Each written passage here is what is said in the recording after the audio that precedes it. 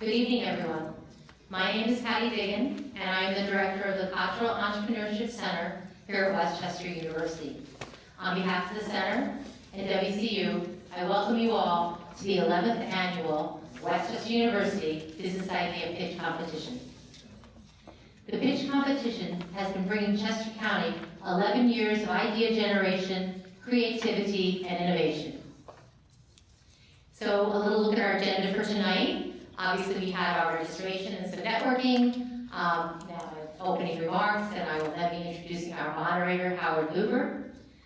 Following that will be our pitch presentations, after which our judges will complete their deliberations, and during their deliberations, we will be having a presentation by WCU student Zach Starr, who will be presenting his business quicks. Following that, we'll have the awards and some closing remarks, and then a bonus for those of you that would like to stay around. We have a student named Jake Henry, who was the overall winner of the 2021 Business Idea Pitch Competition, and Jake is competing this evening as one of 3 finalists for the State System Startup Challenge, which is going to be broadcast on PCM TV at 7 p.m. So we're hoping to stream that, if all goes well, after our competition concludes. I'd like to recognize and thank my co-hosts, or the Cottrell Center's co-hosts, for the Business Idea Competition and the Business Idea Pitch that we're at this evening, the Keiretsu Forum Mid-Atlantic and the Greater Westchester Chamber of Commerce. Also sending out a special thank you to our presenting sponsor, Meridian Bank, and to our gold sponsors, SEI and Univest. The sponsorships that we receive from our partners and from these organizations helps to fund the prize package, which this year totals $15,000, and $5,000 will be presented to the overall winner this evening. Thank you also to our partners in kind, IT Edge and Padula Media. They will be providing services free of charge to the overall winner this evening. And also would like to recognize our partners at the Cottrell Center, SCORE of Chester and Delaware counties, and I2N, which is an initiative of the Chester County Economic Development Council. Thank you also for the support of West Chester University, of the West Chester University Foundation, and the College of Business and Public Management. Their support each and every year of the Cottrell Entrepreneurship Center, as well as this competition, allows us to continue to do it and to grow and to make it what it is and what it will become in the future. And I do want to recognize that our dean from the college is here. Evan, where are you? There he is. And also Dr. Fiorentino's wife, Sue Fiorentino, is here representing WCU. Where are you, Sue? Okay, thank you. Dr. Fiorentino's up at the competition in Harrisburg. Oops. Also, I wanted to point out, as you were walking in, Elena was here from the graduate school. Anyone that's interested in learning more about our graduate programs at West Chester University, please stop over and see her. And there's some really fun bling there that you can grab too. So if you have some time at the end of the competition, you can stop over there. So just a little bit about how we got here tonight. The competition has 3 phases, and it started in the fall of 2022.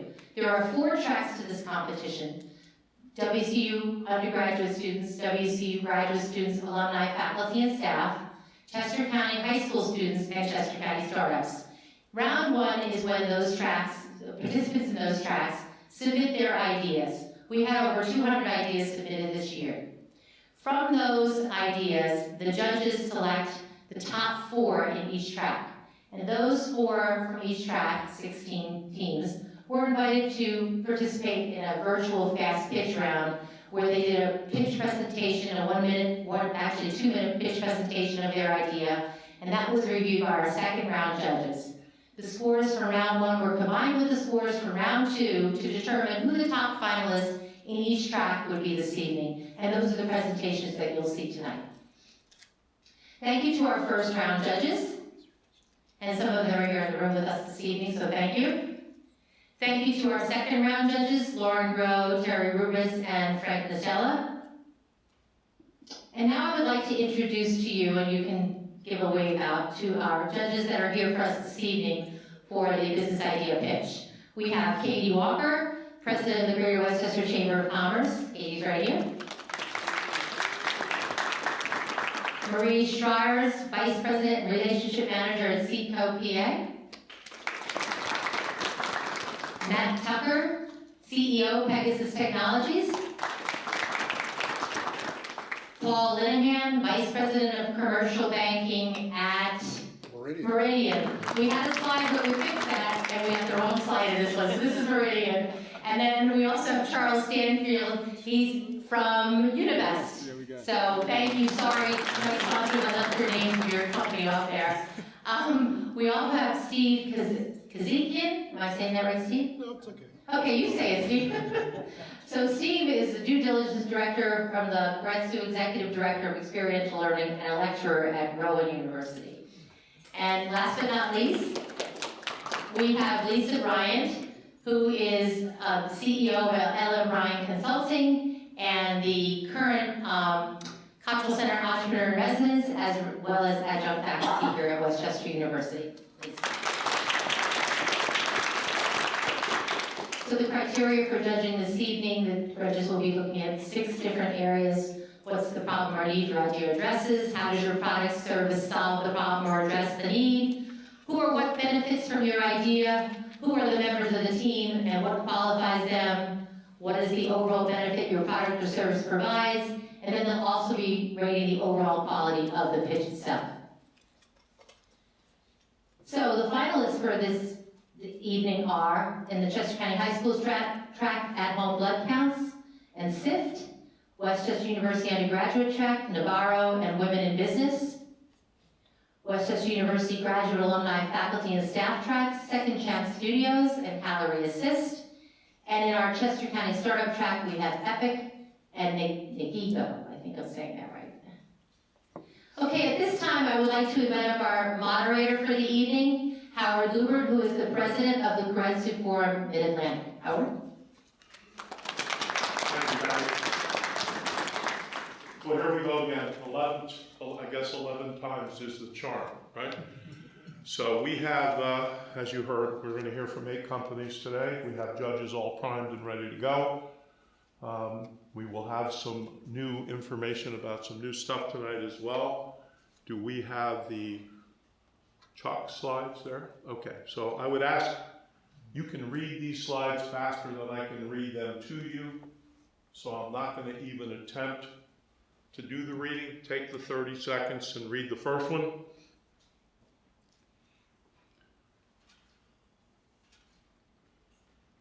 And then if we would go to the second and final slide.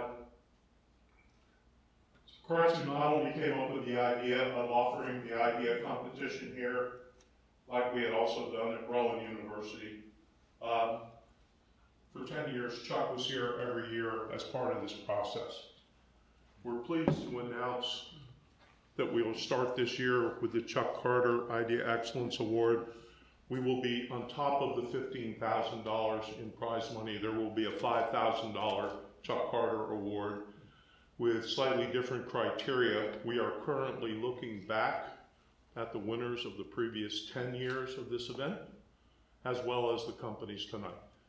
So there will not be an announcement of who won this necessarily tonight, although it could happen.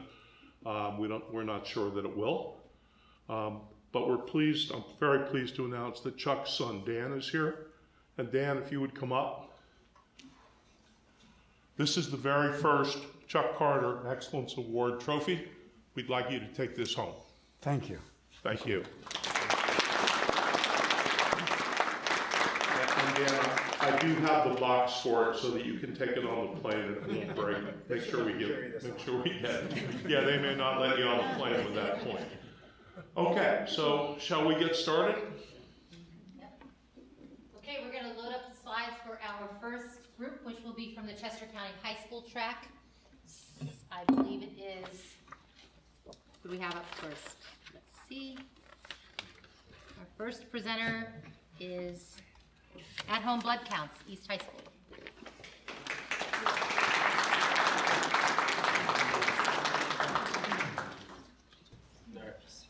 Good afternoon, my name is Caleb, this is Brady, and this is Jesse, and our product's At Home Blood Counts.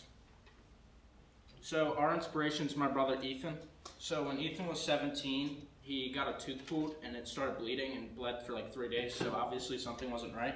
So we wound up taking him to the hospital, and we found out that he has this rare blood disorder called Evans syndrome, and that disease requires him to consistently go in and out of the hospital for blood work. So that wasn't only a big adjustment for him, it was a big adjustment for our entire family. These have been very stressful times for Ethan and the rest of the Jepkowski family. Blood counts. While they are needed, they add to the stress and make the overall problem even worse. One example is the time it takes to actually go up to the hospital up to 4 times per week. Another example is the pain of constantly being sticked and poked from the actual needles. And one last example that I would like to talk about is the vulnerability that comes with the blood counts themselves. One story I would like to share is Ethan having to go to the hospital in the midst of COVID. As you can remember, a hospital was one of the riskiest and most dangerous places when trying to stay away from COVID. Ethan, who was already at a greater risk, would have to go into the hospital up to 4 times per week for the blood counts. Which brings us to our idea. Our idea is a pain-free monitoring system. You wear a patch on your body with a small monitor just below the skin. Then with that, it monitors your blood counts. The information is sent to your phone via a monthly subscription with our company At Home Blood Counts. This can be submitted to an insurance company for reimbursement. At first we were very skeptical since Evans syndrome only has 5,000 people, but then we started to do more research and we started to learn that there are many people and diseases that require blood counts. 4.5 million with liver disease, 20 million with thyroid disease, 37 million with diabetes, and 80 million with cardiovascular disease, which is a market over 140 million people. To put this in perspective, this is 1,200 of Penn State's Beaver Stadiums. So our product improves your quality of life by saving time, being less painful, and allowing you to get your blood counts in the comfort of your own home. Thank you for your time. Are there any questions?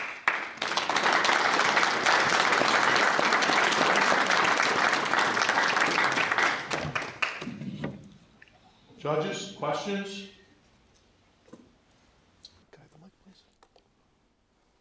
Steve? Testing 1, 2. Nope. You think I would know how, right? Button's right here, Steve. Under the screen on the right. Yeah, I'm trying.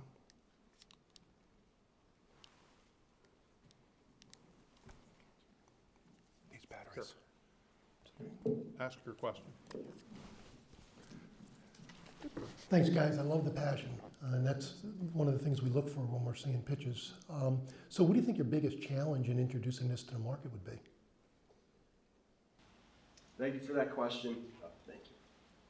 I would say our biggest challenge would be following up and getting a connection with the company to start making this product.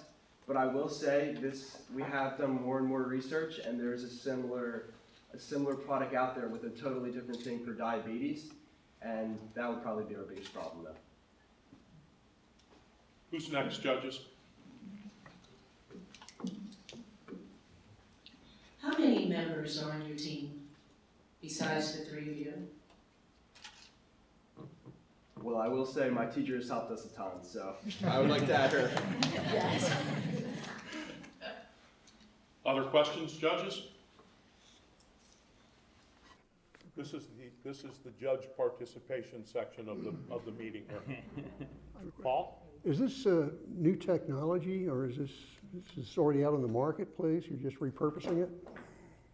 This is new technology. What I was trying to get at with the diabetes count, that only counts for blood sugar. This is blood counts for everybody, which is a huge market. Katie? This mic's not working. There you go. There we go. Would the... This one's not working either.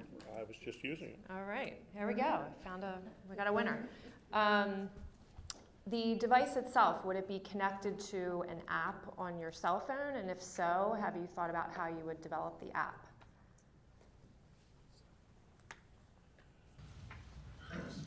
Thank you. Yes, we started to come up with a subscription that you could download on your phone, and you could use our monitor, and then it would go right to the subscription, and you wouldn't even have to go to the doctor's office or anything like that. That's the best part of our product. Anyone else? We're rolling here now, see? Got it. It just needs somebody to start. Do you envision this also being uploaded into a database that doctors would be able to monitor their patients as well? I would 100% want this to be affiliated with doctors' offices all over the world. I don't think I would feel comfortable if it wasn't, or any other people would.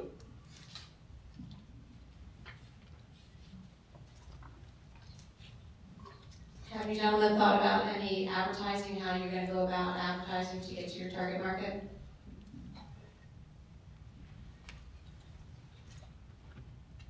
I don't know if any of you are familiar with the new Mars app that a lot of doctors' offices use now, but the main thing with them is they work directly with the doctors' offices all around the world, and it was really easy to advertise that way. Time? Yep. Okay, judges, thank you. Gentlemen, thank you very much. If you haven't already done so, go ahead and score the first company while we queue up the slides for company number 2. All right. Good evening. My name is Sophia DeSabella, and this is Caitlin Hubiak. We are a team of high school students from Bishop Shanahan High School who wanted to apply our knowledge in STEM and business to global improvement. Today we are presenting our innovative idea where we researched and engineered a new type of water filter unit for a water filter pitcher that is more sustainable and reusable compared to the water filters used currently today. Introducing SIFT, or Sustainable Initiative Filtration Treatment.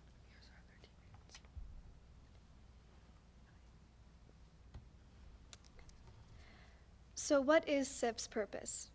Mainly our business will be built on providing a new type of filter for a pitcher that is used in households, college dorms, and commercial buildings. SIFT focuses on the development of a sustainable and reusable design for water filtration systems. Not only will it create new adaptations for water filters, but create awareness of the current global water crisis. Through this, SIFT will revolutionize the way we approach water filtration systems. Globally, there are about 400 million tons of plastic waste each year. The current state of water filtration products on the market is that nearly all are disposable. Many are difficult to recycle, use non-biodegradable plastic packaging, and use methods of plastic processing, which end up in landfills and promote a harmful environment, contributing to the already pressing issue of waste management. Furthermore, many filters need to be replaced every few months, adding to the constant demand for maintaining access to clean water. To address the problem, we have broken down the solutions into 2 parts. Part 1, the filter cartridge will still need to be replaced every few months. And Part 2, the housing unit that the filter cartridge is placed into will be redesigned. Here we have a visual demonstration of what the interior of what the water filter would look like and how it would generally work. First, the water flows through a built-in mesh screen that prevents black flecks or carbon particles. Then the activated carbon goes through the process of reducing mercury and chlorine. Lastly, ion exchange resin acts like a magnet to capture the harmful chemicals copper, zinc, and cadmium in order to provide clean and safe drinking water. Our filter cartridge will contain a type of biodegradable packaging called hemp cellulose packaging. It is a plant-based plastic used to package drug caplets. It is made from hemp cellulose, a gelatin material formed from the fiber of plants, mixed with corn to create a doob tube. This doob tube will be manufactured to be large in diameter to fit inside of the water filter. meanwhile containing the cap for easier insertion and removal, the built-in mesh screen that prevents black flecks, the filter capsule, and the container on the exterior of the water filter. The exterior layers will be made out of a safe bioplastic material that's made from biological matter. Okay.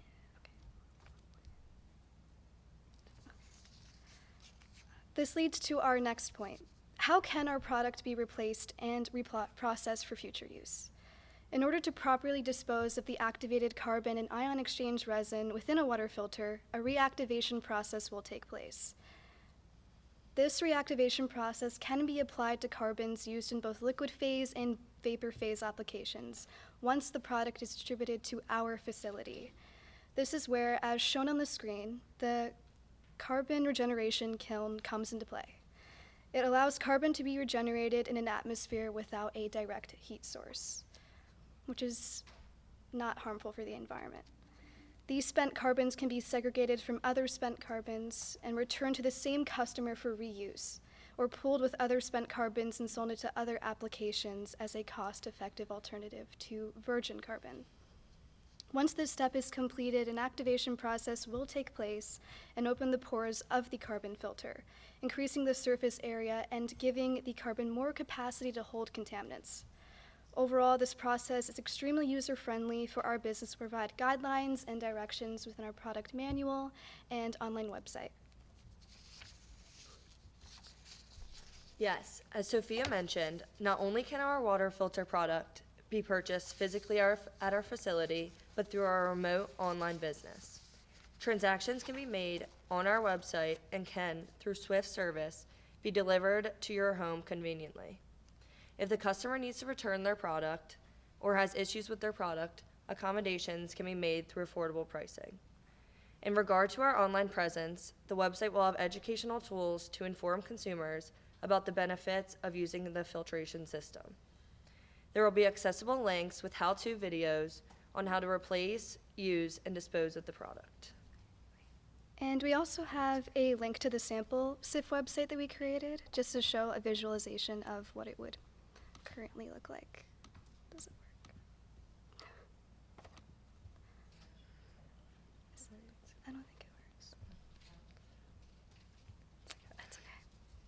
All right, next slide. Now, who can use our product? Our targeted final consumers are college students and households in the North American region. Households in the U.S. produce 2 to 8 more times plastic waste compared to any other countries in the world.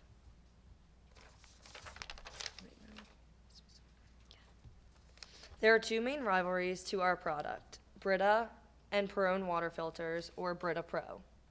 To diversify our business, our marketing strategies will include digital advertising, media, and promotion.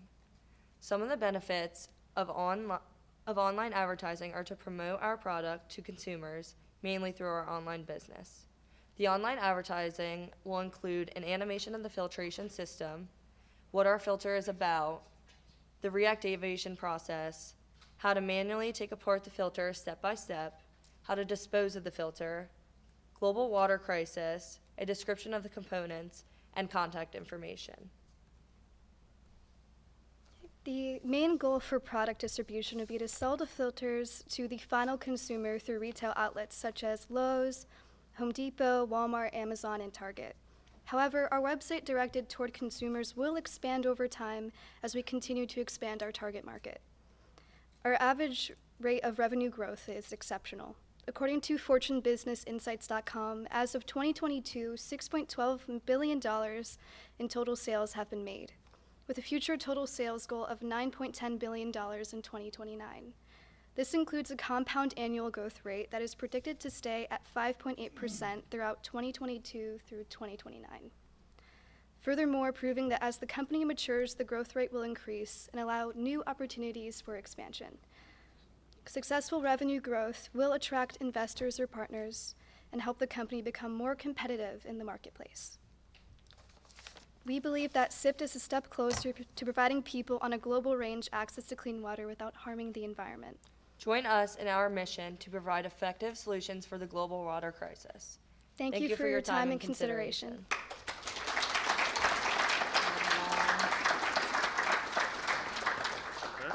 board. Yep. Did I understand that the goal for the carbon filter is to have it returned and repurposed or recharged at your facility?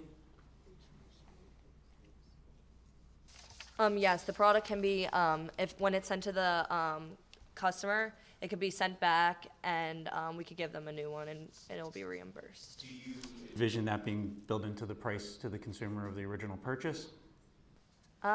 Yes. Who's next? Lisa? To piggyback onto my fellow judge, can you elaborate more on the price? So we were thinking for the cartridge part of the water filter, Talk to the mic. it could be ranged to about $1 or so, because usually it's about $5, which is completely overpriced. And for the overall like exterior outside part, I would say it would range around the $5 range as well, just to make it cheaper and more accessible. Next. Katie, you have the mic, you want? No, You don't want the same question. Steve? Thank you very much for your presentation. So how do you plan on convincing your potential customers to use your product over the competition that's out there? We would mainly do it through our online business to sort of get consumers to buy our product, as well as through our the retail stores that we mentioned. They would find it in the store and see it there and know like information about our product as well, just through the online website in that reasoning, and decide to buy our product over other products. Steve? If you had to pick one differentiator compared to your competitors, what would that be? Our product is completely reusable and it's biodegradable. So when you dispose of it, well, you would replace it in a way. So you wouldn't dispose of like the carbon, you would be reusing it, and through like the carbon regeneration generator, that would do that for you, and you can continue to use your same product. I guess we're all done. Thank you very much. Okay, judges, for your second high school presenting team. You ready? Yep. Go ahead. Hi, my name's Ethan Seidel, and this is Navarro, the smart home installation company. So at Navarro, we recognize a couple problems. First off being time consumption. A lot of people don't have full experience with smart home technology and the installation process, and they don't know what the products can fully do, which can be a bit complicated. Also, multiple apps with many smart home devices, they can't be connected to one user interface and one app, which can be kind of annoying on your smartphone. Also, there's no connection, so the lack of compatibility between smart home device companies can be really annoying and allow smart home products not being connected with one another. At Navarro, we'd like to provide a couple solutions to that. One being a clean user interface, a single, easy-to-use app that allows customers to easily navigate and control all their smart home devices on one app. Seamless integration, using Matters Protocol, which is a language communicator, to allow your smart home system to all work on a local Bluetooth or Wi-Fi network. And then bringing experience to the table, removing the tedious process of researching, purchasing and installing for our customers, and providing them with everything they could want. So let's talk about some brief smart home benefits, one being convenience, being able to turn on the lights, locking the doors, changing the temperature, all on your smartphone. Also, energy efficiency, reducing energy consumption, automating temperature and light control, which will ultimately lower the customer's utility bill. Security, monitoring homes remotely with notification alertings and video surveillance, all within your smartphone. And then just complete customization, setting controls to homeowners' liking and directing them towards their customer needs. So let's go over the market now. So the total addressable market is $101 billion, and this is for all smart home automation. What I would like to hit upon is the serviceable available market, which is $2.6 billion, and this is for the installation portion. This is projected to grow by 25% CAGR rating in the next 5 years. I believe we can hit an attainable market of $260 million based off the competition which is about 10% of the available market. Now let's look into the competition a little bit. We have Savant. So their focus is more on smart home automation and manufacturing, and they're known for really high prices. They have a customizable user interface, which creates a big knowledge barrier between their customers, having Savant always have to come back and work on the thing for them.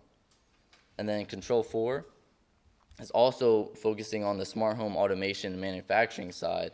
And they put a lot of money into developing a clean user interface, but I feel like both these companies lack customer service, because I personally reached out to both of them trying to figure out if I could receive a quote for installation, and neither of them completely followed through with me. At Navarro, I have a 2-year action plan. So as of right now, we're kind of in the research, gaining more market knowledge, etc. And then come May this summer, I would like to fully scale marketing to consumers, such as Google and Facebook ads, or organically with Facebook posts. And then I would like to do later in the summer with further outreach with team expansion to reach other regions around the country. And then in December, I would like to provide easy-to-see packaging for installation into businesses that they can make it as convenient as possible for the purchasing process. And then in next February, I'd like to draw on professionals from Savant, from Control 4, to have the software developing team help me out design my own user interface and try to pull them from their company. And then next December, I would like to really integrate with realtors and builders to really hit on that pre-installation market to make their home smart even before the customers move in. So a little about myself. I always enjoyed technology, and I see myself on the more innovator and problem-solving side. Me and my father have installed many smart home products in our home, so I'm a big advocate for it. We use them daily. And I'd just like to thank you guys for your time, and hopefully use the competition funds towards the Google and Facebook ads to reach quicker community outreach. And really, my whole goal is to make every home smart. Thank you.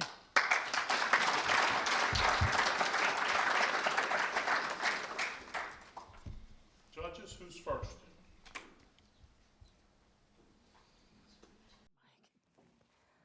Question for you. So, will you have an app that will go along with the product, and in addition to the app, will there be a cost? I know I asked your question. The app will become free and will probably be incorporated in the pricing for installation, but that will come along after we do more installing, as you saw with the 2-year action plan. That answers your question. Will the product be able to be easily used by those that are technologically challenged? Yeah, so we would like to make a clean, easy to navigate user interface. So the app should be as easy as possible for you. How did you come up with the name Navarro? It just came to my head and I thought it sounded slick, to be completely real. Profound question and answer. Great presentation. In regards to security, how do you protect the consumer?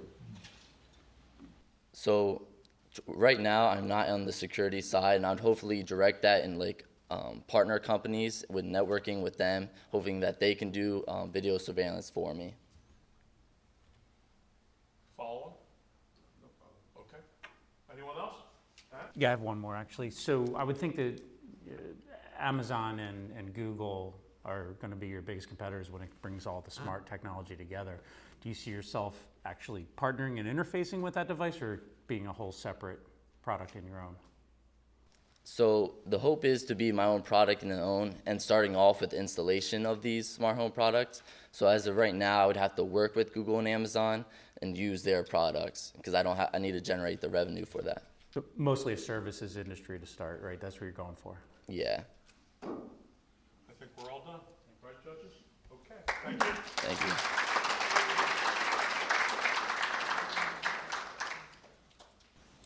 Okay. Take it away. All right, so we should ready to get started. Okay. Hi, everyone. Now, before we get started, I want you all to stand up, out of your seats, Get up, there's a little crowd working here. Get up. Now I want you to close your eyes and picture the most powerful, influential business person you can think of. Do you have a person in your head? Okay. Now open your eyes and be completely honest with me here. Sit down if the person you pictured was a man. Sit down. The person you pictured was a man. Okay, pretty much almost everyone. All right, everyone can have a seat. Now we all know that in business, men rise through ranks faster and more often than women. And that is due to when women are developing their professional skills, they are not always given the resources and education that they'll need to succeed later on in their career. And that is why I'm here today. I'm Hannah Karaman, and I'm the president of WCU's Women in Business Club, or WIB, as we like to say. Now, over the past few semesters, the executive team and I have grown the organization from less than 10 students at our bi-weekly events to now over 100 dedicated students.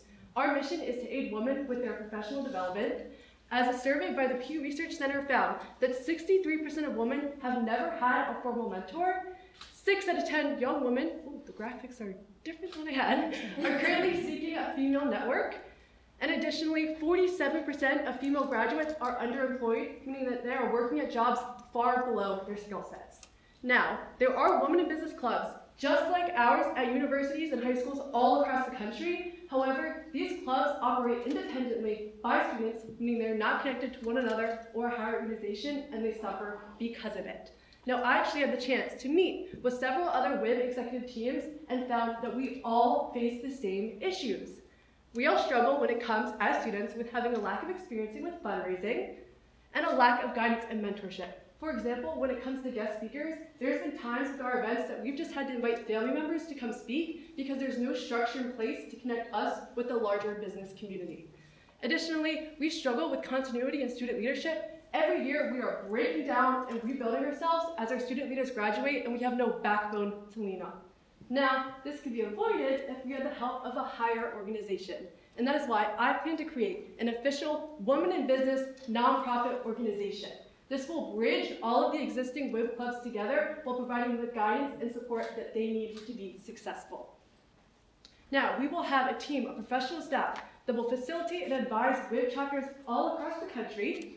They will lead student leaders in helping them create it's a little different than I had. Helping them create workshops that will grow their professional skills and develop their networks, such as resume building, LinkedIn creation, salary negotiation, interview tips, and many more.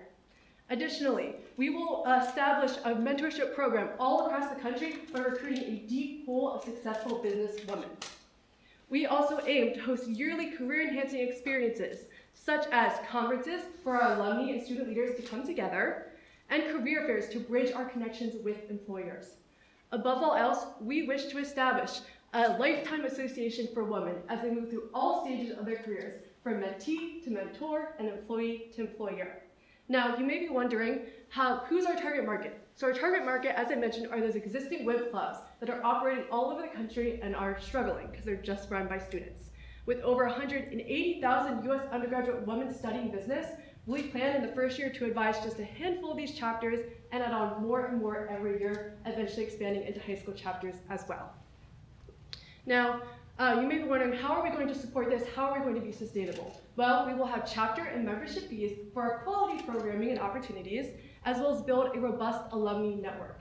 I surveyed 50 of our current WIB members, and I found that almost 80% of them are very eager to join this alumni network and would be willing to pay a yearly membership fee to do so. Additionally, we will establish partnerships with business, as we wish to establish Women in Business as being a major recruiting source for large corporations. Now, when it comes to partnerships, you may be thinking, aren't there already a lot of business resources out there? Yes, and we're here to work with them. While schools have career centers, we found that 60% of our members had only been to Westchester's Career Center once. These resources are underutilized and would make great partners to our chapters. Additionally, the American Businesswomen's Association is the largest women's business network in the nation. However, they do not support students, so there's great opportunity for partnership, especially when it comes to mentoring. Additionally, there are various other student business organizations. Large ones that come to mind are co-ed business fraternities. However, these fraternities do not focus on issues from a woman's perspective, which is very important. I'm going to finish out here today with a study I found that truly shows the importance of having a strong female network. Yang and colleagues conducted a study, and they took female students and they gave them mentors, some male and some female. And you know what they found? They found that the students that had female networks and a strong female inner circle achieved job placements after college that were 2.5 times greater than those with male mentors. And that is because women face so many barriers in their careers that men are not even aware of and thus cannot help them with them and not give them advice. So as a young woman, it is crucial to establish a great women's network in order to be successful in your career. And now that you know the importance of a woman in business organization, I'm Hannah Kerriman, and I'm asking for your vote of support for my idea to launch the leading collegiate organization in the nation for women pursuing business. Thank you. I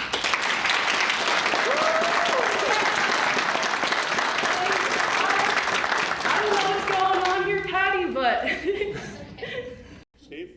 I love the enthusiasm, it's almost contagious. How do you plan on funding your endeavor? yeah, so we plan to being a 501(c)(3) nonprofit, and not making up this structure, not creating something pretty much from scratch. This exists with many other organizations, and they've made a structure that works. I'm a member of the Collegiate Entrepreneurs Organization. It's similar to this. We have it right here at Westchester. They have the higher organization with the chapters at universities.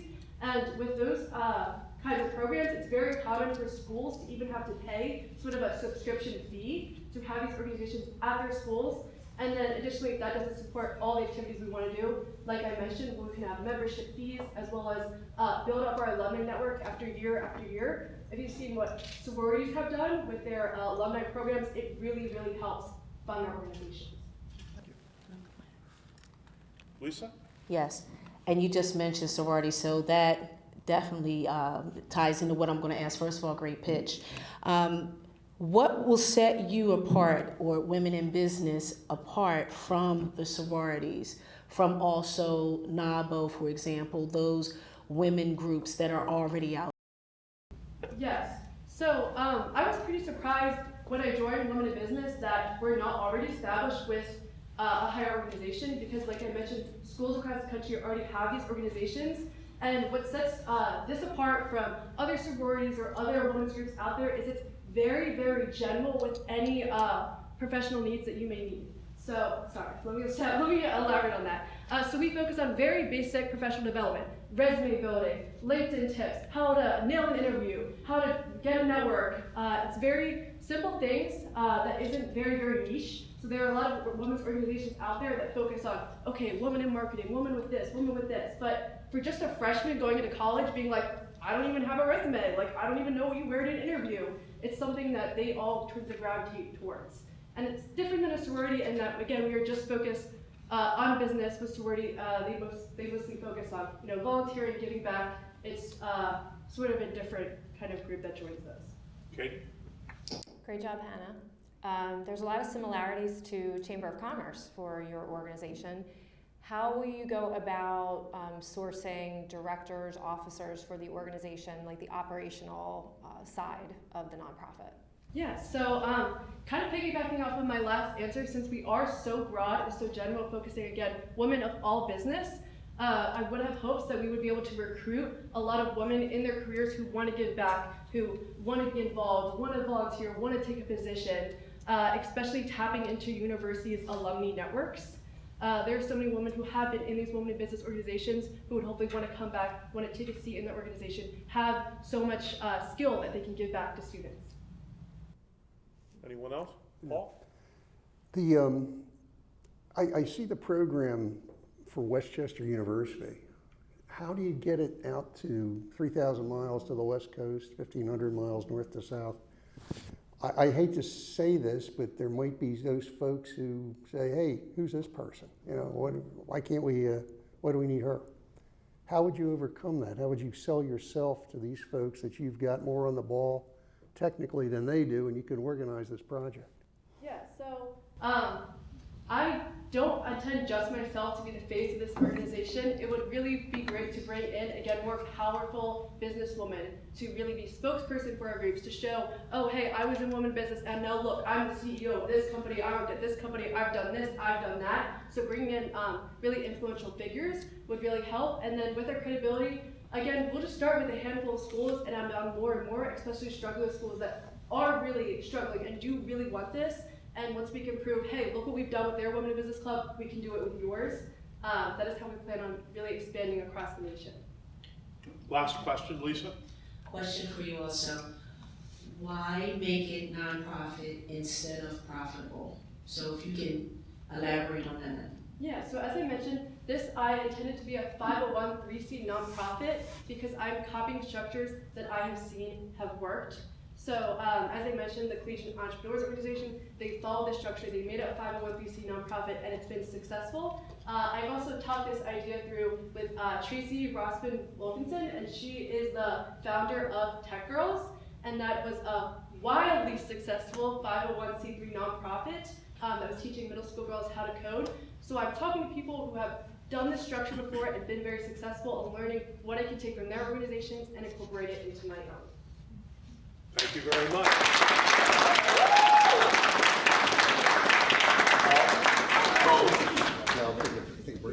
You all right? Or do you want to go? I'll take a Go. We need to take a 2-minute break, and while we're doing that, let me share with you that I had the pleasure of attending a Women in Sports program when I was on Hilton Head last month, and Mia Hamm was there. Anyone here not know who Mia Hamm is? That's great. So Mia Hamm was telling an interesting story. She said that at one point in time, her coach looked at her and said, "Mia, you run like a girl." And she said, "And coach, if you could run any faster, you could too." All right, hello, my name is Bree Kira, and I am here to talk about my business. Second Chance Studios seeks to provide a way for shelters, foster groups, and other nonprofit organizations to access quality marketing materials. These groups tend to function on a largely volunteer basis and do not always have budgets for photography and videography at a professional level. Second Chance Studios will benefit all local shelters and groups, their resident animals, and potential adopters and foster families by helping them to match a pet to its target market. Creating detailed imagery will also serve to reconnect lost pets with their owners by capturing the animal's various attributes and markings. We believe that enhancing digital interactions through the use of high-quality media will also increase adoption rates and allow for consistent growth within the organization's community. Therefore, the quality of what is being shown can result in greater digital traffic, reaching wider audiences that could contain the perfect match for the animal in need. I was fortunate enough to grow up in a home centered around animals, whether it be holding our own fundraisers as kids, returning lost pets to their owners, or growing up in my parents' pet specialty store.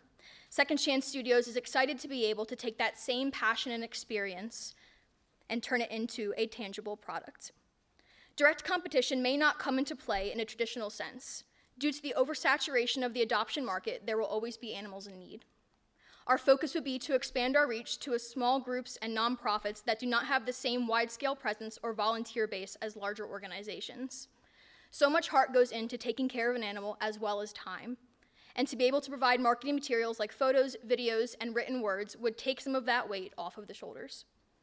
The unique desire to improve the flow and functionality of other businesses, with the only expectation being for an animal to find its home, will be our mission.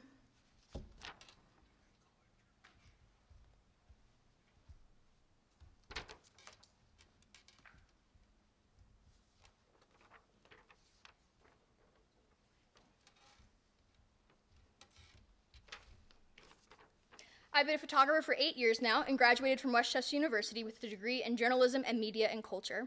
After my husband and I adopted our 2 cats, Smudge and Swoop, from the SPCA in October, I decided I wanted to start giving back in a way that I knew how. I've been volunteering at the Brandywine Valley SPCA's West Chester location for about 5 months now and have accrued nearly 50 hours photographing dogs, cats, and events at least once a week. Just to give you a brief look into the work these organizations do, in 2022, the Brandywine Valley SPCA alone had 17,497 animals in their care. Nearly 50 animals came through their doors every single day, with 44% of those being strays. 28% were transferred from overcrowded shelters, and 1,824 lost pets were reunited with their families. Finalizing adoptions, finding available fosters, and reconnecting pets to their families are necessary in order to maintain a successful margin, so that organizations like the SPCA can continue to thrive. The sooner we can create forever homes for these animals, the sooner we can help those who are still waiting.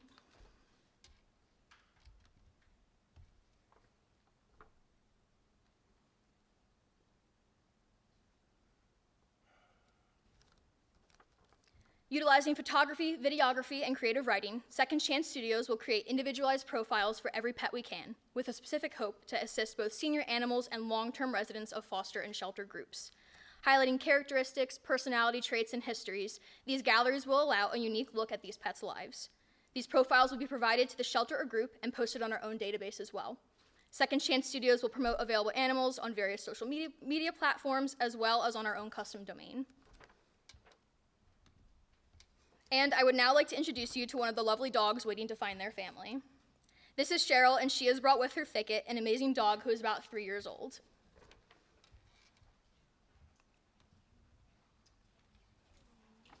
Thicket began her journey with the SPCA in 2020 when she was rescued from an overcrowded shelter in the South. Some dogs can spend as little as 2 days at the SPCA, while others can spend more than a year. Thicket was adopted back in 2020, but found her way to the SPCA again when she was actually picked up as a stray in December of 2022. She's now spent over 100 days at the Westchester location, hoping to find her way to a new family.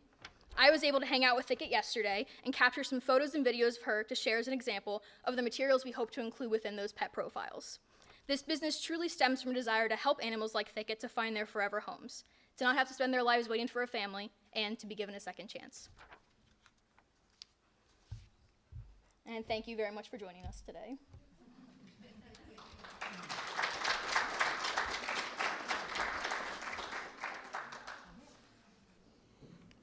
Steve? Yeah, I appreciate the work you're doing. It's phenomenal and commendable. But you're one person. How do you plan on scaling the business? So the first thing would be, I'm currently just working at one location. I would love to get connected with smaller groups, maybe different campuses, that kind of thing. And once we start getting that outreach going, I would love to take on maybe 1 or 2 other volunteer photographers to help with that. Thankfully, I do have the luxury of having a lot of time to donate to this, so I am very free to do those kind of things. I do all the photography, videography, editing, and website designing myself. But eventually, when we do span to larger areas, I'd probably look at maybe 1 or 2 other photographers to join on with that. Katie? I don't know if I missed this. Is there a cost to the shelters, to the SPCA for your services? And if so, how do you plan to support them maybe with fundraising efforts? Because they're already in a field where they have to do a lot of fundraising on their own. Yep, so this is a completely not-for-profit organization, just completely volunteer.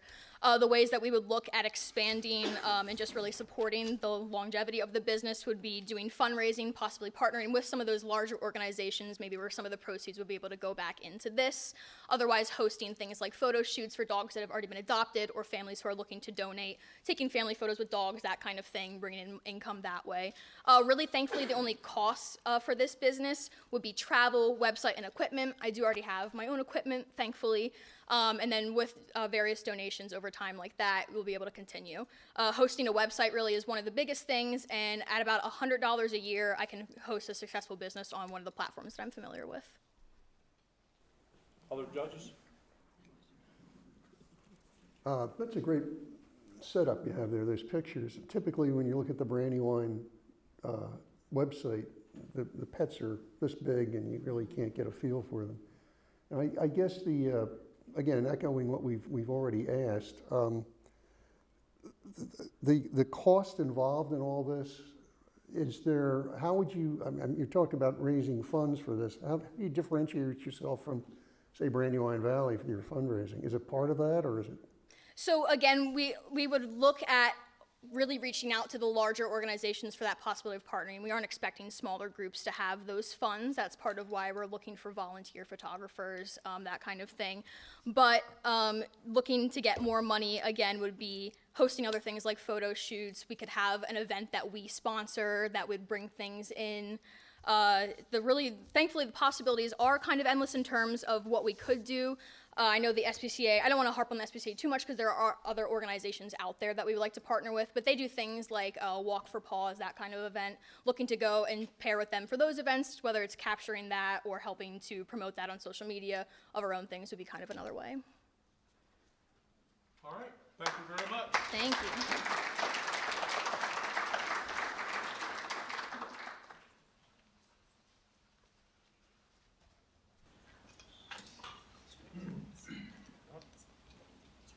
All right, so good afternoon, everyone. So my name is Amir. I am a food scientist, and I'm presenting Calorie Assist, a food product that is a nano encapsulated oil powder on behalf of my team members, Jennifer Braxton, a nutritionist, and Hussein Vujudi, a nanochemist.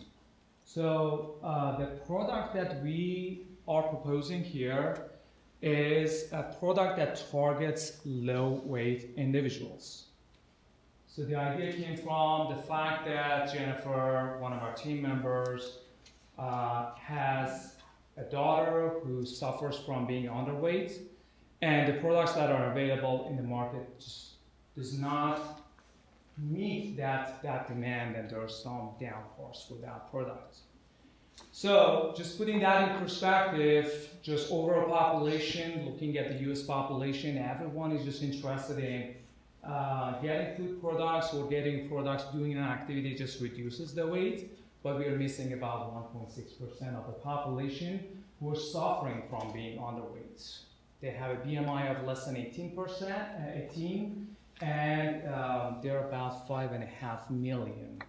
So we start with this. So that is just the start population and the group that we have, because it is hard for being underweight. You can just ignore that part because you don't know how being underweight be dangerous, because osteoporosis is one of the risks.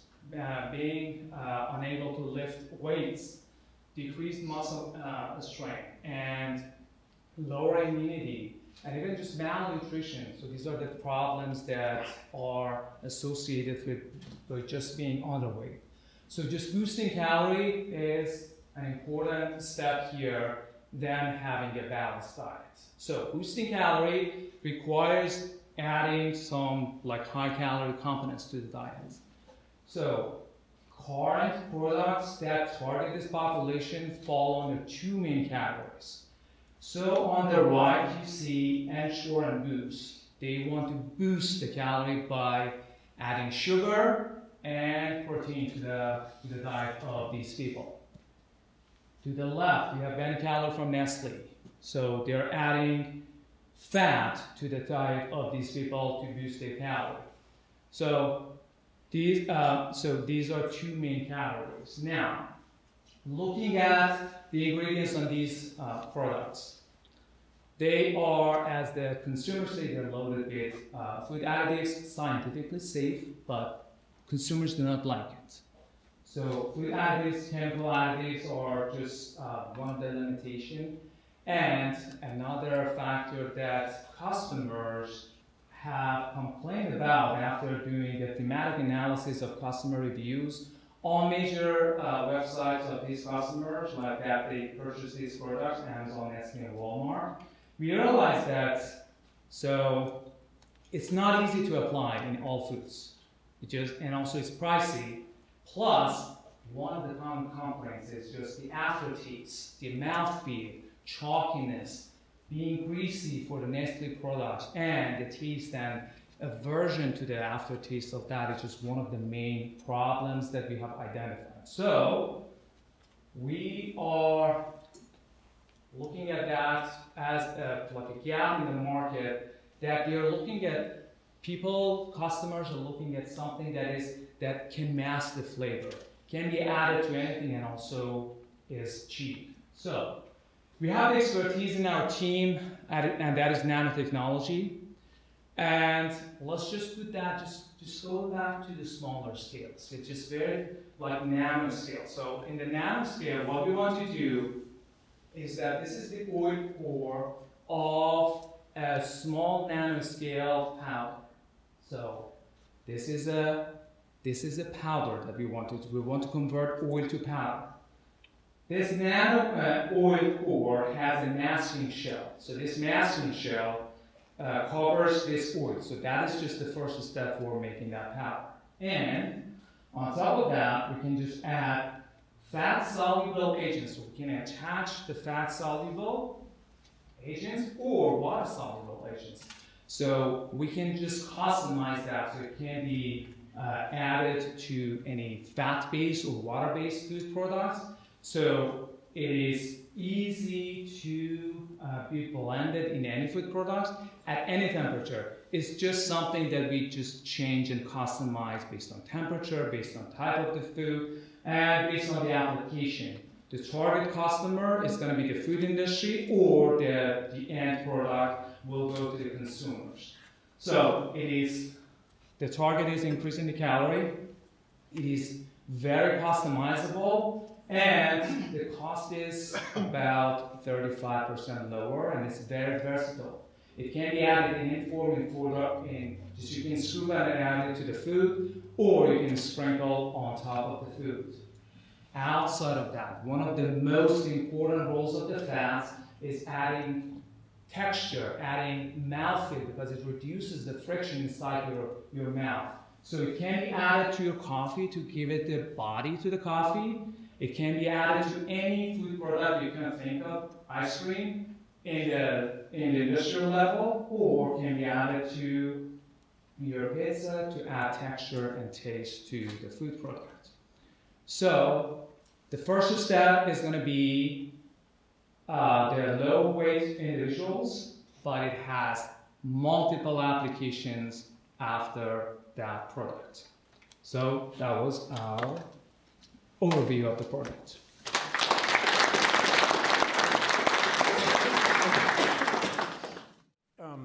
So I'm having a little trouble understanding your target market because I saw the cheeseburger and the pizza, which I love, and I don't fall into the category underweight. So who are we targeting it to? So the target we are focusing at this point are those individuals who are struggling to gain weight.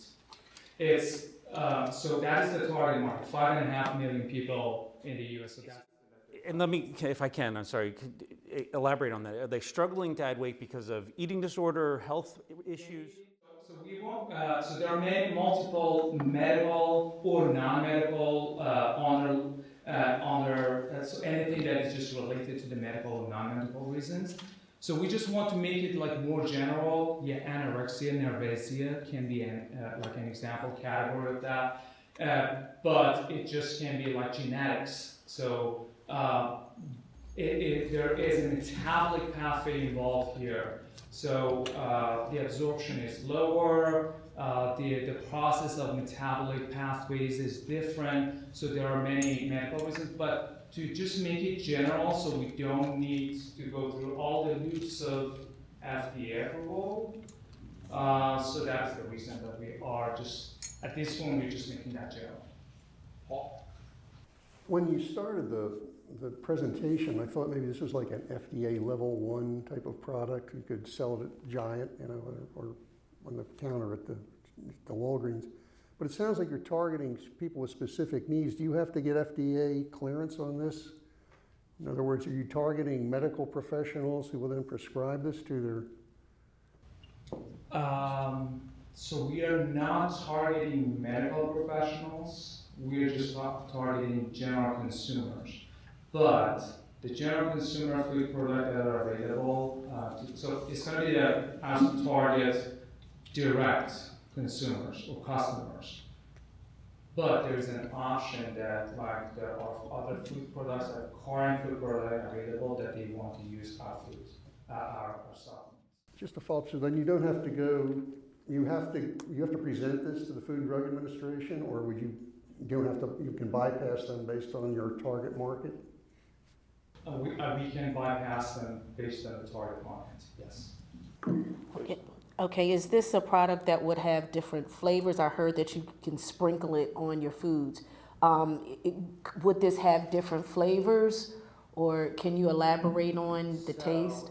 The shell that I showed you, can be a variety of the food grade materials. For example, there is like beeswax. It can be used as a shell, and any flavor or taste can be added, but our goal here is just to masking the taste. So it's going to be odorless, flavorless, because consumers are complaining about that, and they have PTSD of using these products. Thank you. You mentioned that the cost was going to be lower, on the lower scale. What would it be a cost per serving? Okay, so if we consider like just based on 1 ounce, the current food products that I showed there is just about $1 per ounce. We are looking at $0.6 to $0.7 an ounce. Steve? Yes, has any testing been done on the efficacy of the product? Okay, so we have the knowledge, we have the skills in our team. So so we know what we want to do, and we have a good picture. So the only thing is just the first trial and having the prototype. So that is the funding that we are just working on to get it through the R15 and also the Business Administration. We're all done, judges? Thank you very much.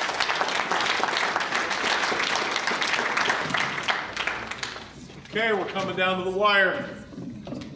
All right, sorry for jumping the gun there. So, as I said, my name is Tom Ward, co-founder of Chester County startup EPOC. We design electric boats. Believe it or not, I love boats. My co-founder and I are long-term boaters. We're passionate about being on the water, and we were lucky enough to convert that passion into dream jobs working in the recreational marine industry for both startups and some of the biggest companies in the industry. But what we did with those companies was great for them and great for our careers. It was pretty bad for the environment. Recreational boating is one of the most negatively environmentally impactful activities that an American can partake in. It's pretty common to see boats with huge engines, the same size you would see on a full-size pickup truck, multiplied by 3, 4, 5. These engines get about 2 miles per gallon on the water, and due to EPA exemptions, emit 50 times more pollution than an on-road vehicle. When we apply that to the 13 million boats in use in America, we do some quick math and we see emissions equivalent to 600 million automobiles. There's only 300 million cars on the road in this country, so it's a pretty big problem. While the environmental impact of recreational boating can be understated, it's not top of mind when people are making purchase decisions, and we know we need to solve those type of problems as well. Last year, 98% of individuals that wanted to buy a boat and entered the sales funnel ultimately opted out. About half of them cited concerns about maintenance. Boats are pretty notorious for being in the shop all the time. Another 35% cited concerns about hitting costs, largely related to volatile fuel pricing. The good news is we have a solution for the environmental problems and the buyer problems related to boats, and it's to go electric. The bad news is, it's actually pretty hard to do that. Some companies have already tried. They've had performance issues with speed and range, or they've gotten great performance, but they've had products that just don't make sense for the average buyer with price tags of several $100,000. So the EPOC co-founding team came together to solve these problems. We have decades of experience commercializing electromechanical products in the marine space with both engineering and sales on our resumes.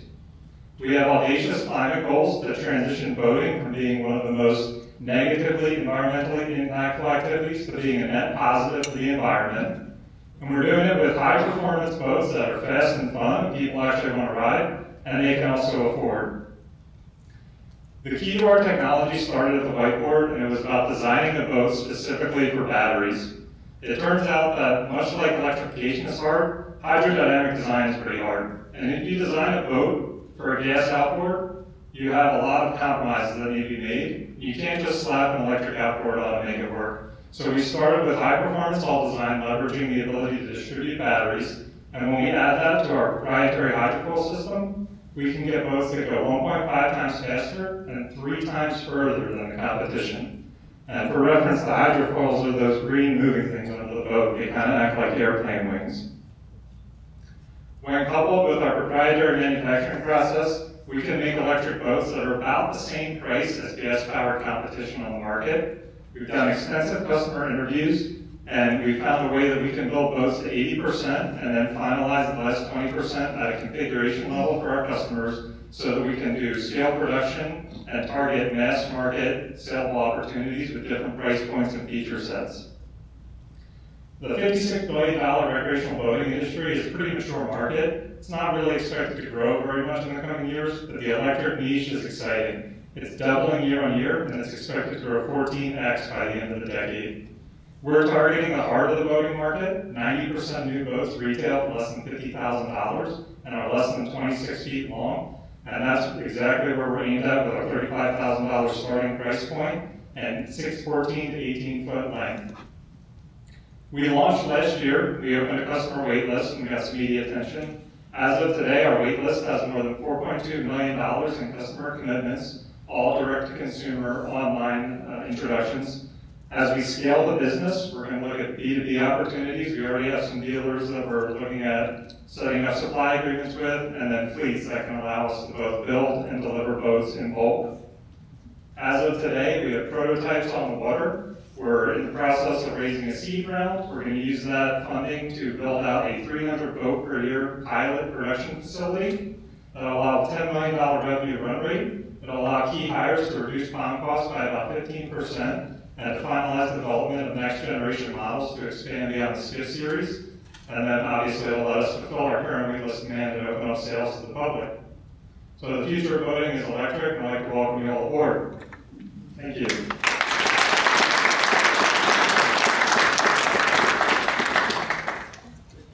Who's first, judges? Paul? You talked about range. What's the range on that particular engine? So range is a tricky problem. It's not like a car where you can just go and say, I've got this much gas or this much battery. But for this boat in particular, we will do about 4 hours of hard testing, and we'll have 50% of the battery left. And at the end of that, it's not we're stopping because the boat doesn't have enough battery, it's we're stopping because the passengers on the boat don't want to keep going because being on water for that long can be uncomfortable. So we're really tailoring our range capability to what a typical use case is like on the water. For this boat in particular, it's between 10 and 20 miles depending on the conditions. What's the composition of the boat? Is it fiberglass or? Welded aluminum. Not familiar. And the battery weight, is that an issue? It's not an issue. So again, it's dependent on use case. If we were to have the same range capability as a gas-powered boat, the battery would be an issue. But because we look at it and say, the worst part of a gas boat, in my opinion, is having to drive Wawa and fill it up every couple of weeks. And we take away that customer problem because you just plug it in at home, and we're able to have about 80 pounds battery weight for 5 kilowatt hours of battery, and that fits the use case for this particular model. Okay, that was going into my question. You plug the battery in at home, so it detaches from the engine, I assume? The battery is built into the boat, and then you park it somewhere near an outlet and plug it into the outlet. So, okay, so putting it in a marina or anything like that when I'm not using it, that doesn't work, right? I've got to pull it out of the water, take it home, plug it in, and bring it back the next day. Correct. Okay. Any other questions, judges? How does your product compare to the competition in terms of range, battery life? So our real competition is not other electric boats today, because every other electric entrant on the market has about a $300,000 price tag, and they're looking at different categories of boats. Our real competition is gas-powered boats. Our range is about 20% of what you would see on a gas-powered boat, but again, it's use case dependent. So on a typical gas-powered boat, you might go to the fuel dock or to Wawa once every 4 or 5 times that you use the boat. And since we have 20% of that range, it just means you have to plug in our boat every time you use it. Which, that's already customer behavior because most people plug in their boats to top off the batteries, starting batteries on their gas-powered boats.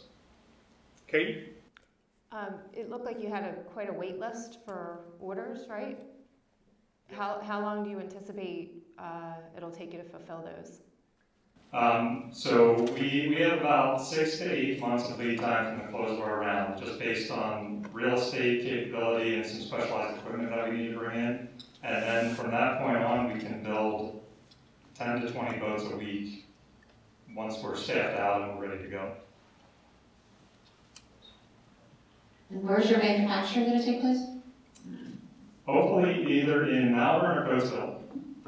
Right now we have some flex space opportunities that we've been negotiating with on those 2 locations. The Malvern being a smaller space for early scaling, and then Coatesville has larger spaces that we could potentially move into.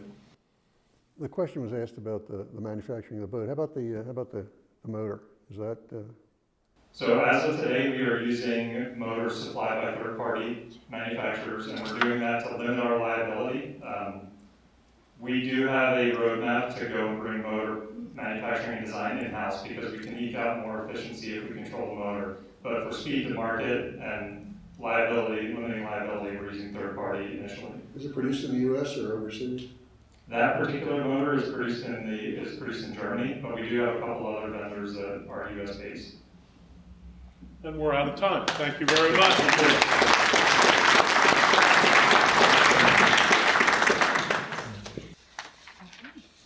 Judges ready? Okay. Wonderful. Hi, I'm Nicole Gordon. I'm half Japanese, and I grew up spending all of my summers in Hawaii and eating with my family, eating and enjoying all kinds of Asian food. Depending on when we landed, it was either Korean barbecue or Chinese dim sum. Unfortunately, in my mid-20s, I developed a whole bunch of food allergies, including to soy, sesame, coconut, just to name a few. But it turns out I'm not alone in loving Asian food and having food allergies.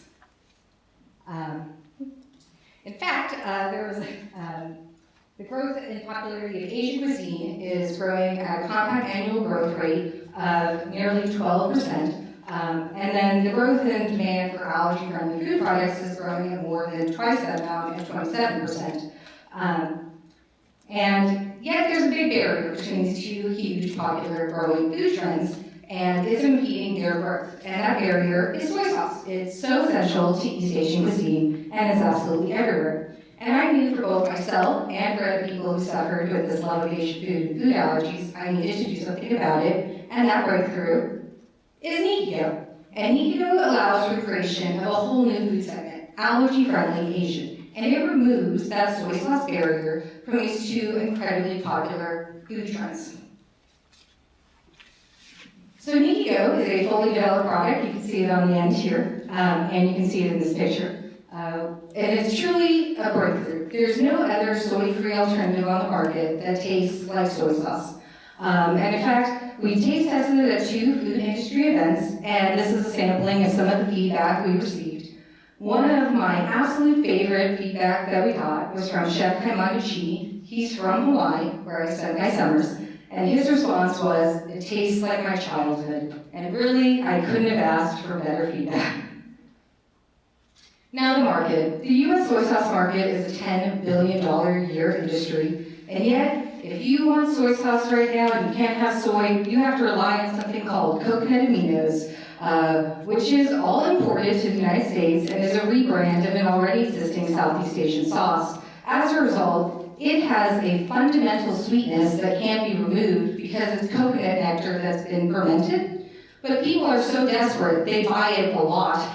This is just a sampling of some of the brands that are available out there. The most popular brand, Coconut Secret, is sold in over 10,000 stores, and most large grocery stores have their own store brand. In blind taste tests, which I love to do with people, we beat coconut aminos more than 90% of the time, and we beat Kikkoman, a leading brand of soy sauce, more than 50% of the time.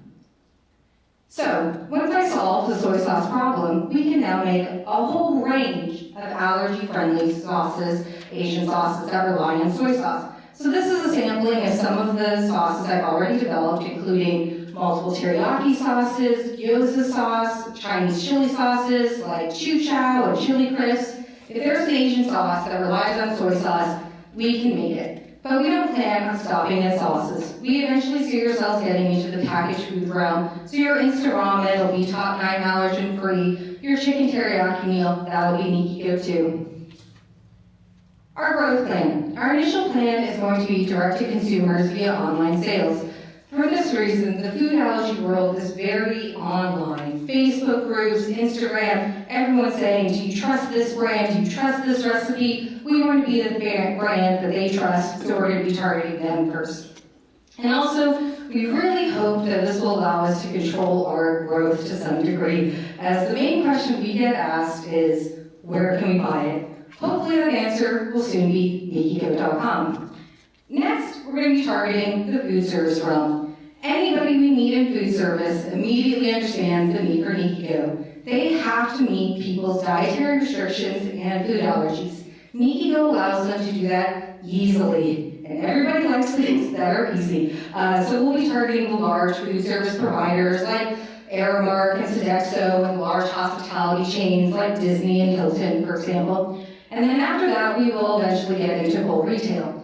Now, to meet this sort of growth, rocket ship growth that we sort of see happening, we will eventually need to find a production partner. We have a few in mind in the area to meet that demand and growth. But we have to start somewhere. So we're in the process of doing our first 1,000 bottle run, but we're currently self-funded and things have costs. So we need to rent our own facility where we can control the top 9 allergen aspects. We need to buy and rent equipment, buy bottles, miscellaneous expenses, and of course we have to buy ingredients. What are the ingredients? Well, those are Chester County grown mushrooms, and that's why I moved my whole family from Arizona, was for this business. So we take Chester County grown mushrooms, we add salt and water, and some magic, aka NikiGo's proprietary process, and turn it into NikiGo original sauce.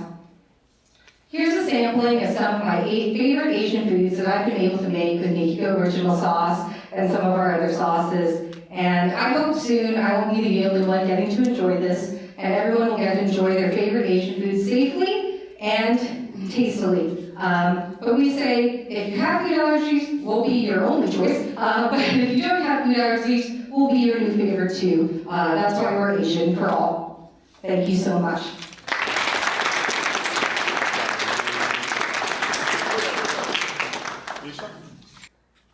Question.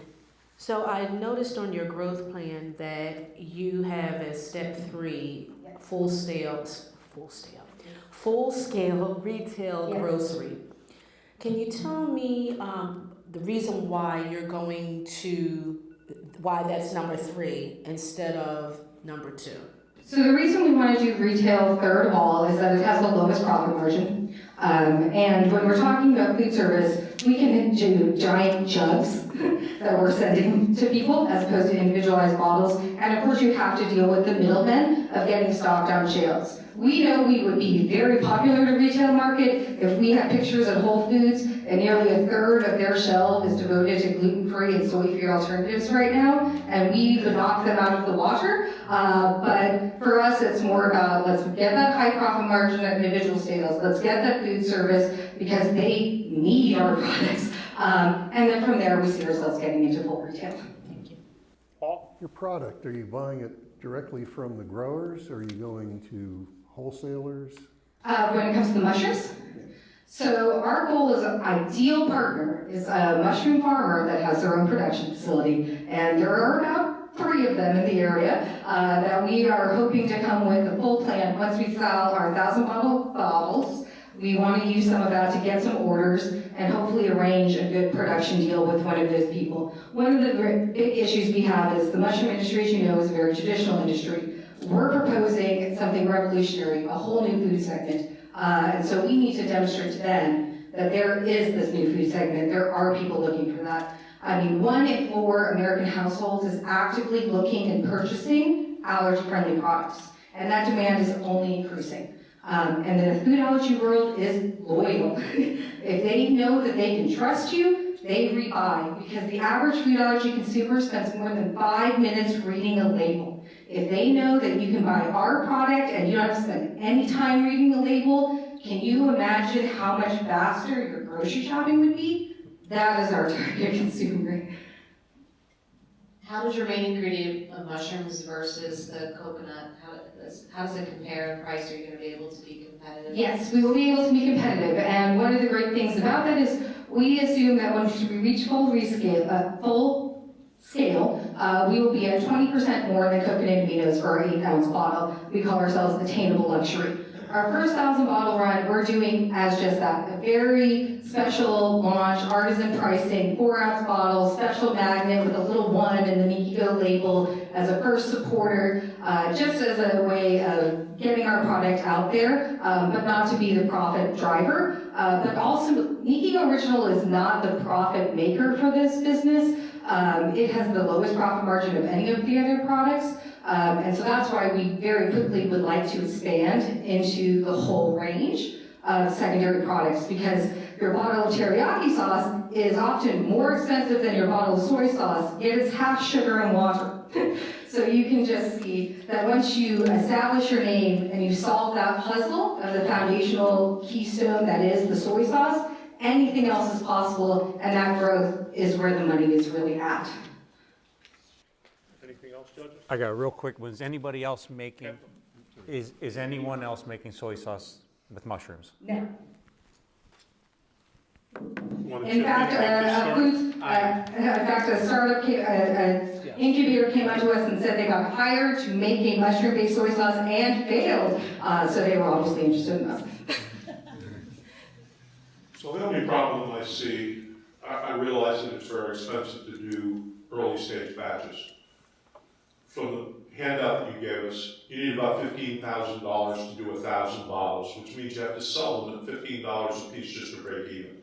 Is the market tolerance there? Absolutely. So there's actually currently at Whole Foods a $10 4-ounce bottle of soy sauce being sold, and all they do is age it in bourbon barrels. So there is a luxury soy sauce market out there, and in fact, we often say we're taste compared to more expensive luxury soy sauces that have been aged longer, but we want to be at a price point that's for the average consumer down the line. But our taste is actually a more expensive taste, which is kind of funny. Okay, I think we're out of time. Thank you. Judges, please finish your story.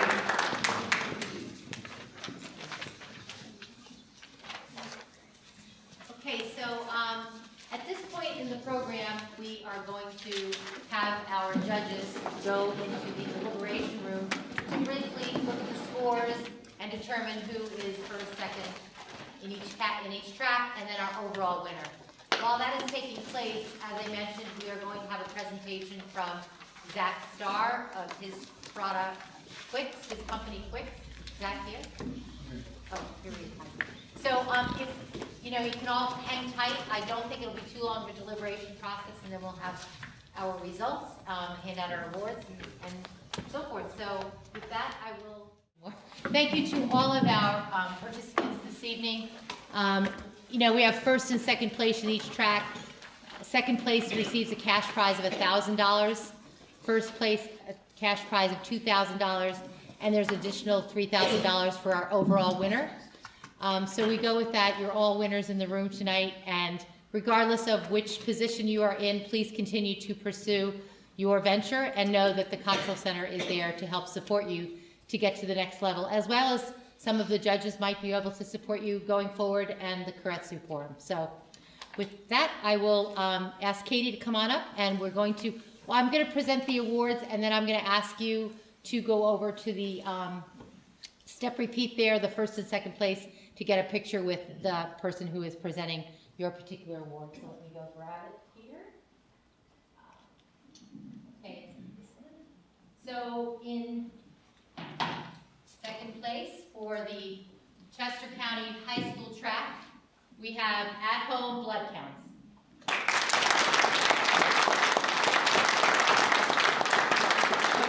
Yep, come on up and go out. Katie will present the award, and then just wait over there. I'm good. I don't need it. You don't need it either. We're loud now. Congratulations. Great job.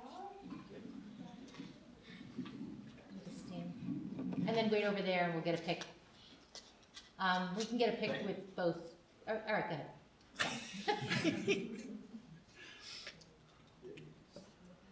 Go ahead and make the announcement. Okay, and then in first place, obviously, we have SIFT.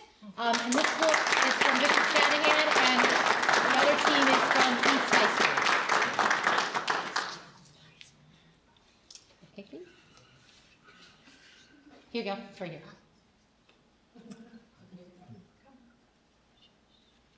Congratulations, great job. Sorry, sorry, congratulations.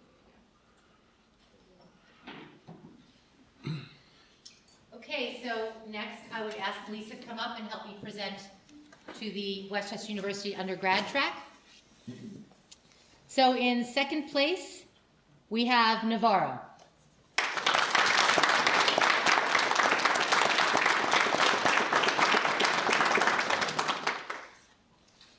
And in first place, we have Women in Business.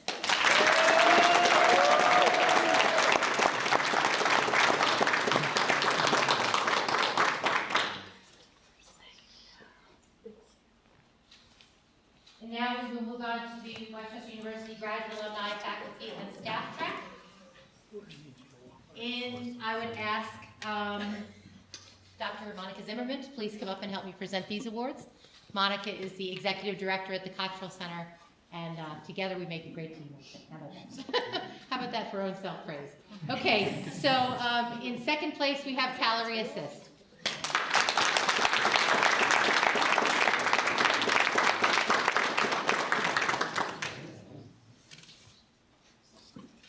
And of course that would mean that in first place we have Second Chance Studios.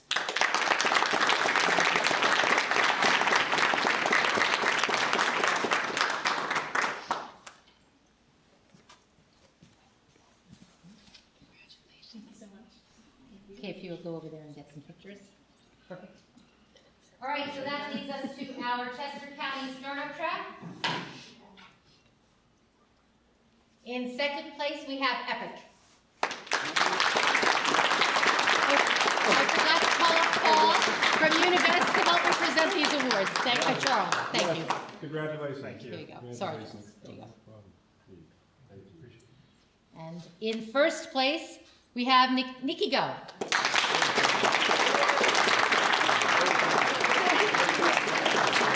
And if you will wait over there, we'll do some photo ops. So we'll do a little drum roll before we get to our overall winner. A couple of pick opportunities we want to have full. And to present the overall winner, I would call up Paul, please, from Meridian Bank.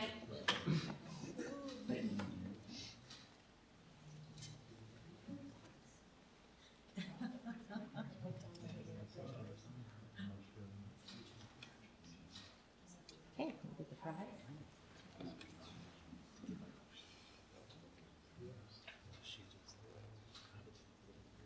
Actually, before I present the overall pitch, Monica, could you come up here with me for a second? We're going to have a little other commercial here. I have another special award that I do not want to forget, and so we'll keep in suspense a little bit longer who the overall winner is this evening. I would like to have Lisa Bryant come on up here. We'd like to present a special recognition plaque to you as our Entrepreneur in Residence from 2022-2023.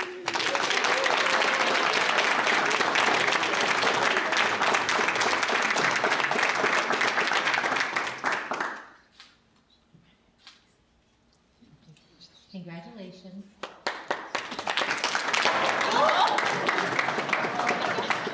Okay, we'll get that fixed. Just a little levity. That was right. Can you say, oops? Hey. We need to get that taken care of. Okay, let's get to the overall winner for the evening. Tony's not here. Where's Tony? Okay, the grand prize winner, the overall winner of the 2022-2023 Business Idea Competition and the Business Idea Pitch is Nikigo.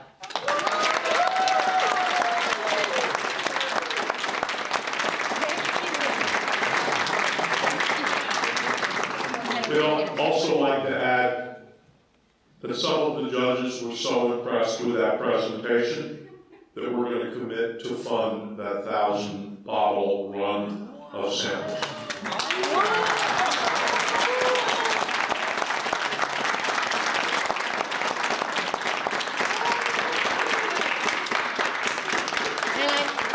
like to mention, I know that he's not here, Patrick Hayakawa with I2N and the Chester County Economic Development Council, both EPIC and Nikigo have been working with our Chester County Economic Development Council, as well as I2N, of which the Cottrell Center is a board member. So it's really great full circle, and happy to see development within our county. Really, really great stuff happening here. So I want to send out a final thank you to our judges, of course, to our wonderful sponsors from Univest and Meridian, and to my partners and to everyone else, and to anyone that would like to stick around. It is just around 7 o'clock, so we're going to try and stream the State System Startup Challenge.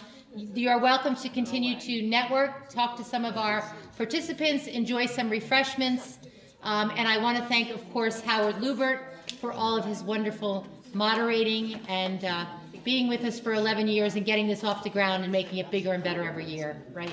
Thanks, Patty. The problem with programs like this is everybody works very hard to screen everything down to a night like this, and then if we're not careful, things just dissolve. So I'd like to make a commitment right now, with the help of the Cottrell Center, to set up a session before the end of the year for each and every one of the companies that got to here tonight. And we will set up a structured meeting where we will meet with you and give you as much feedback as we possibly can, and perhaps start a mentoring program to help you along the way, so that what you did today doesn't stop here today, and we'll help you get the rest of the way, okay?